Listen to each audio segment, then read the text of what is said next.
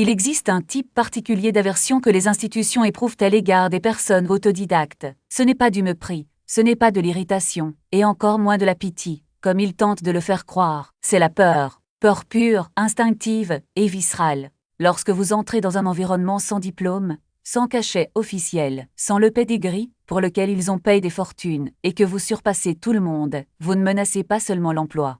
Cela ébranle les fondements de leur ritalité. Vous êtes la preuve vivante que les gardiens du système sont inutiles. C'est la preuve que des années passent à suivre les règles, à faire la queue et à demander la permission à être gaspillise.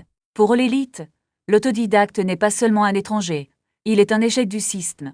Un animal sauvage relâche dans un laboratoire stérilise. Ils le détestent parce qu'ils ne peuvent pas le contrôler. Un professionnel diplôme est comme un chien tenu en laisse. Il a des dettes, il a une réputation à entretenir au sein de l'institution, il a un rôle qui peut lui être opposé. Mais qui a appris tout seul, qui a construit ses compétences dans l'obscurité, poussé par l'obsession et la faim? Cette personne n'a pas de collier, il n'a pas de propriétaire, et rien n'effraie plus un propriétaire qu'un domestique qui se rend compte qu'il n'a jamais eu besoin de cette maison. Si vous avez déjà ressenti ce jugement silencieux, cette glace dans les yeux des accrédite, ou cette voix intérieure vous disant que vous n'êtes pas à votre place parce que vous n'avez pas suivi le scénario, Arte. Vous interprétez tout mal. Il ne vous rejette pas parce que vous êtes inférieur. Il vous rejette parce que vous êtes une menace. Une fois que vous aurez compris cela, vous comprendrez pourquoi le système a été conçu pour écraser les autoprenants et comment transformer le manque d'information d'identification en votre meilleure arme. Je montrerai la vérité machiavélique sur l'auto-éducation qu'aucune université n'admettra jamais. Mais attention, une fois que vous aurez vu le jeu, vous ne pourrez plus jouer selon ces règles. Enlevez le bruit. Le monde moderne repose sur un seul concept fragile, la permission. Dès l'âge de 5 ans, lorsque nous entrons à l'école, nous sommes formés à un seul métier. Ce n'est pas de la pensée critique, ce n'est pas de la criette vite, ce n'est pas de la résolution de problèmes. Il attend des instructions. Levez la main pour parler, demandez la permission d'aller aux toilettes, mémorisez des faits spécifiques pour gagner une étoile. Le programme cache de chaque institution est l'obéissance. Ils n'enseignent pas comment penser, ils enseignent comment trouver un emploi. Fonctionner au sein d'une hiérarchie où quelqu'un d'autre détient le pouvoir. Les élites adorent ce système. Ils l'ont créé. Il assure qu'à l'âge adulte, votre premier réflexe est de rechercher un tuteur avant d'agir. Vous souhaitez ouvrir une entreprise? Recherchez une licence. Vous souhaitez acquérir une compétence? Recherchez un cours. Voulez-vous être un expert? Cherchez une université. Toujours à la recherche d'une autorisation. L'autodidacte commet le péché capital. Il s'autorise. Examiner un sujet complexe, programmation, psychologie, finance, ingénierie, et au lieu de demander qui peut m'apprendre, dites je vais maîtriser K. Il prend la connaissance pour lui-même. Il ne s'attend pas à ce qu'il lui soit offert en cadeau par un prêtre. Il le chasse. Ce changement psychologique est ce qui différencie le loup du chien. Le chien attend d'être nourri. Le loup chasse. Et les gens au pouvoir, gestionnaires, universitaires, bureaucrates, ont peur des loups. Parce qu'un loup ne peut pas être menace d'une mauvaise critique. Un loup ne se tait pas parce qu'il a honte d'un rôle. Lorsque vous enseignez vous-même, vous déclarez votre indépendance par rapport au système de validation. Vous dites « je suis assez ». Et dans un monde qui profite de votre insécurité, c'est un acte de guerre. Pour comprendre leur haine, il faut comprendre la douleur qu'ils ressentent.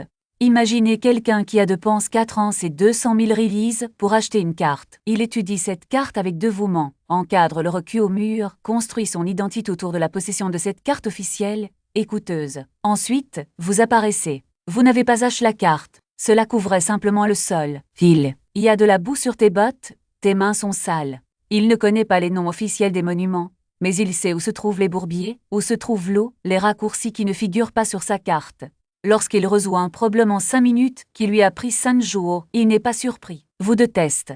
Parce que son existence prouve que sa carte était une fraude. C'est le cuir que Prable utilise contre vous. Les élites ont investi leur vie, leur fortune et leur ego dans l'idée que les diplômes sont synonymes de compétence. Ils doivent croire que le diplôme est nécessaire, car s'il ne l'est pas, ce sont simplement des gens qui ont payé une fortune pour faire la queue. Vous êtes le miroir auquel ils ne veulent pas faire face. Lorsqu'un programmeur autodidacte surpasse un diplôme en informatique, ou qu'un entrepreneur sans bagagne plus qu'un diplôme, cela déclenche une crise existentielle dans la classe accréditée. On murmure qu'il s'agit de tigres de papier fragiles, et protège alors, ils se protègent avec des récits. On vous appelle indiscipline, aventureux. Ils disent que cela manque de fondement. Ils demandent, avec ce ton condescendant, « Mais où as-tu étudié ?» Reconnaissez-le pour ce qu'il est. Un mécanisme de défense. Le gémissement d'un cyste mourant essayant de se convaincre qu'il compte toujours. Niccolò Machiavel, le peur de la stratégie noire, mettait en garde à ce sujet depuis des siècles. Dans Le Prince, il discute de la différence entre les mercenaires et ses propres armises. Il affirme qu'on ne peut jamais faire entièrement confiance aux mercenaires ou aux troupes auxiliaires, et soldats empruntent à d'autres. Ils n'ont rien en jeu. Ils se battent pour un salaire, pas pour leur survie. Si la bataille devient dure, il s'enfuit. Le savoir institutionnel est un mercenaire. Cette empreinte, il les mémorise, opte pour un test et souvent, oublie. Il appartient à l'établissement et non à l'étudiant. Un savoir autodidacte, c'est votre propre arme. Lorsque vous apprenez vous-même, vous forgez vos propres armes. Il a appris ce langage de programmation à 3 heures du matin parce qu'il avait besoin de construire quelque chose. Il étudie la psychologie de la vente parce que s'il ne concluait pas l'affaire, il ne mangerait pas. Recherchez les lois parce qu'il était poursuivi. Cette connaissance est enregistrée dans vos neurones.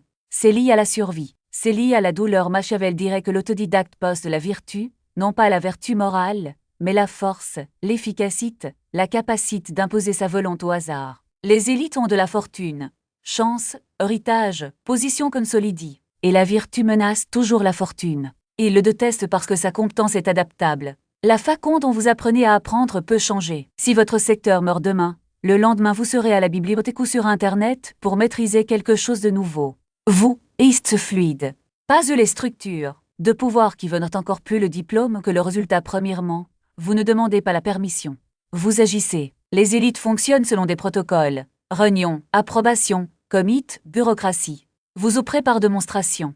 Pendant qu'ils se demandent si quelque chose doit être fait, vous l'avez déjà fait. Alors qu'ils débattent de la faisabilité d'un projet, vous avez déjà livré un prototype. La vitesse est votre arme. Ils ne peuvent pas suivre parce qu'ils sont coincés dans leurs propres règles. Vous n'avez pas besoin d'un saut d'approbation pour commencer. Vous avez besoin d'un problème à résoudre de ciment. Vous ne rivalisez pas selon leurs conditions. Ils veulent que vous concouriez pour les postes vacants dans leur système, que vous remplissiez des formulaires et que vous fassiez la queue.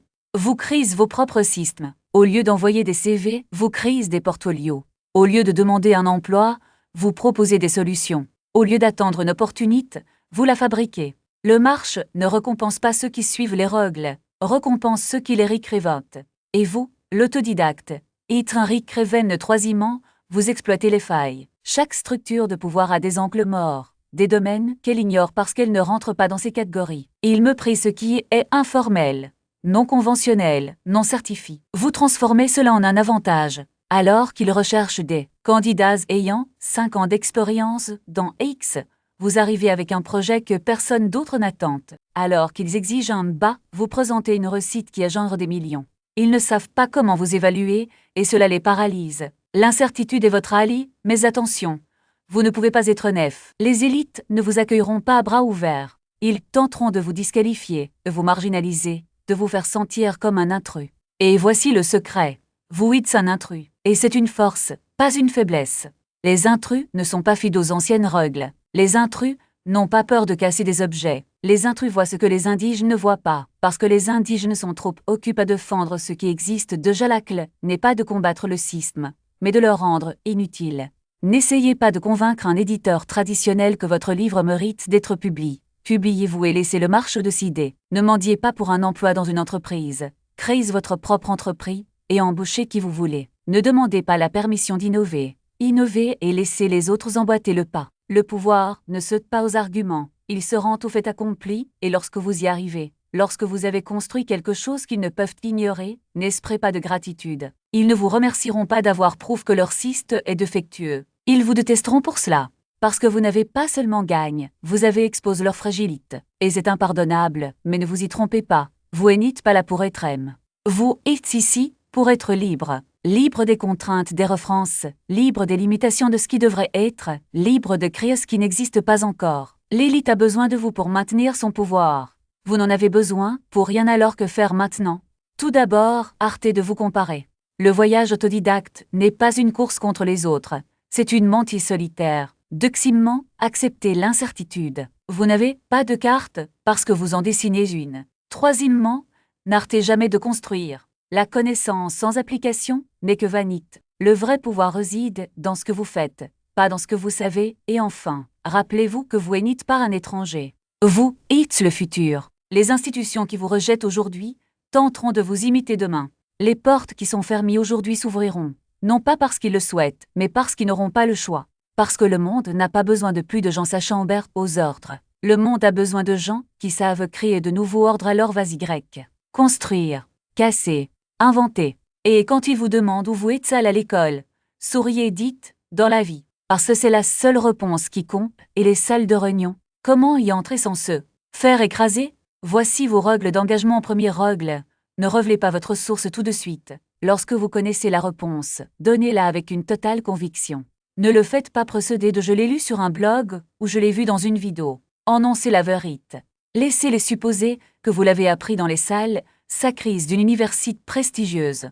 Que leurs propres préjugés jouent en votre faveur. Ne révélez l'origine de vos connaissances que si cela est strictement nécessaire. Cultivez un air de ministre de Xime règle. Parlez leur langue, mais agissez dans la vôtre. Apprenez le jargon, non pas pour le vénérer, mais pour l'infiltrer. Vous devez maîtriser les shibboleths, les mots de passe secrets qui ouvrent les portes. Une fois à l'intérieur, laissez tomber le masque et opérez avec votre efficacité impitoyable. Utilisez leur langage pour les rassurer, mais vos compétences pour les dominer. Troisième règle. Trouvez les autres deviants, pas ceux de l'élite traditionnelle. Ceux-là sont déjà pris en compte.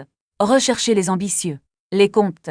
Des dirigeants optent par les résultats. Ce sont généralement ceux qui ont entassé des diplômes politiques et un compte, qui ne savent que repter ce qu'on leur enseigne. Ils veulent quelqu'un qui puisse vraiment se battre. Trouvez-les. Ils sont votre tribu. Règle N4. Ne jamais arrêter de chasser. Dès que vous arrêterez d'apprendre, vous perdrez votre avantage. La seule raison pour laquelle vous pouvez distancer les privilégiés est parce que vous êtes plus rapide. Si vous ralentissez, leur poids vous écrasera.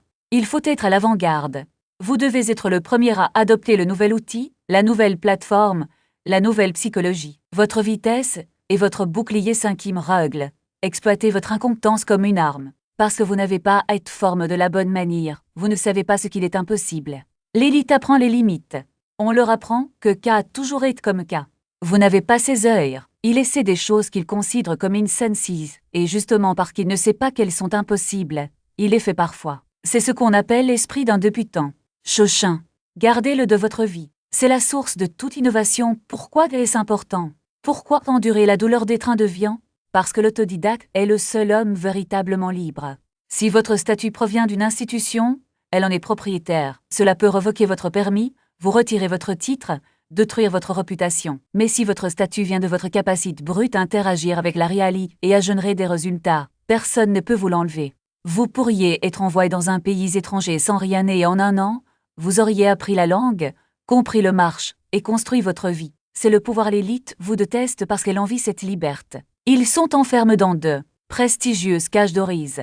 Ils doivent dire les bonnes choses, porter les bons vêtements, avoir les bonnes opinions. Ils sont terrifiés à l'idée de sortir des sentiers battus. Vous en êtes déjà sortis. Vous vivez en dehors. Alors laissez-les errer, laissez-les se moquer, laissez-les protéger leur château en ruine avec des boucliers en papier. Vous construisez quelque chose qu'ils ne peuvent pas comprendre. C'est construire un esprit qui ne peut être poste. Écoutez attentivement. Le monde devient de plus en plus chaotique, pas moins. Les systèmes auxquels nous avions confiance, les banques, les universités, les médias, sont en train de trembler. Dans les temps stables, les obéissants ritent de la terre. Dans les temps chaotiques, ce sont ceux qui s'adaptent qui irritent. Vous avez passé votre vie à avoir le sentiment de faire fausse route, de nager à contre-courant. Ce n'était pas le cas. Il se préparait pour ce moment. Les compétences qu'il a acquises, dans l'ombre, la résilience forge dans l'isolement, la capacité à résoudre les problèmes sans manuel. Ce sont les caractéristiques exactes qui vous sauveront lorsque le manuel se transformera en cendre. Vous n'êtes pas le prime. Vous êtes le prédateur dont les animaux du zoo ont oublié l'existence. Arrêtez de demander une place à leur table. Renversez les rôles et construisez le vôtre. Mais voilà, le savoir ne suffit pas. Avoir cet état d'esprit n'est que la première étape. La stratégie est ce qui vous maintient en vie. L'élite utilise des techniques psychologiques spécifiques pour garder le contrôle du récit. Ils vous posent des pièges verbaux subtils pour vous faire sentir inférieur. Ils utilisent des signaux sociaux pour vous isoler lors des réunions. Si vous ne savez pas comment contrer ces tactiques louches, elles vous écraseront. Quelle que soit votre compétence, vous devez apprendre à détourner leur attaque psychologique et à utiliser leur arrogance contre eux-mêmes. Je ne peux pas vous apprendre qu'à ici. L'algorithme n'aime pas les aspects plus profonds de la manipulation et de la dynamique du pouvoir. Il supprime les vérités les plus pointues. Si cela vous a ouvert les yeux, comprenez que ce n'est que ce que je peux montrer publiquement. Il y a des vidéos que je ne peux pas mettre à la disposition de tout le monde. Il y a des aspects de la psychologie noire, dont je ne peux tout simplement pas discuter ouvertement sur YouTube sans être censure ou de mentise. L'algorithme cache les informations les plus puissantes, ils existent derrière le bouton rejoindre. Si tu es toujours là, tu n'es pas comme les autres.